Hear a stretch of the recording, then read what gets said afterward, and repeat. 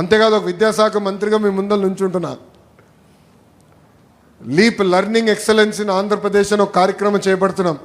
దాంట్లో భాగంగా మొదటి స్కూల్, వరల్డ్ క్లాస్ తరహా స్కూల్ మంగళగిరి నియోజకవర్గంలోనే నేను అభివృద్ధి చేయబోతున్నానని మీకు తెలుపుతున్నా.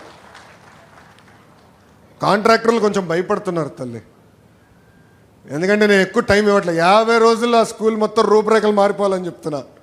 ప్లే గ్రౌండ్ కట్టాలి, మిగతా విషయాలు ఉన్నాయి. ఇప్పుడే చెప్తే మళ్ళీ మీరు తేలిగ్గా తీసుకుంటారు. కట్టిన తర్వాత మీరు చూడాలి. నిన్నే మాట్లాడా, మీరు 50 రోజుల్లో పూర్తి చేస్తేనే మీరు ప్రాజెక్ట్ తీసుకోండి అని చెప్పారు. అంటే ఒక పట్టుదల, ఒక కమిట్మెంట్తో నేను పనిచేస్తున్నా. చాలామంది అడిగారు ఏంటన్నా మంగళగిరి నుంచి బయటికి రావాలి, ఎప్పుడు మంగళగిరి అయినా అంటే ఇచ్చిన హామీ నిలబెట్టుకున్నాక ఉన్నాను. ఆ కార్యక్రమాలన్నీ పూర్తి చేస్తా, తర్వాత నేను రాష్ట్రం అంతా వస్తానని వాళ్ళు చెప్తాం జరిగింది తల్లి. అది నాకున్న చిత్తశుద్ధి తల్లి. మంగళగిరి ప్రజలందరినీ ఒకటే చెప్పదలుచుకున్నా, మీ సొంతం నన్ను చేసుకున్నారు. నాకు అన్ని రకాలుగా మీరు నిలబడ్డారు. పాదయాత్రలో కానివ్వండి, ప్రతిపక్షంలో ఉన్నప్పుడు కానివ్వండి, మన ఎన్నికల్లో కానివ్వండి, బాధ్యత నా పైన పెరిగింది. వేదిక పైన ఉన్న నాయకులందరం ఒక పట్టుదలతో, ఒక క్రమశిక్షణతోనో అవినీతి రహిత పాలన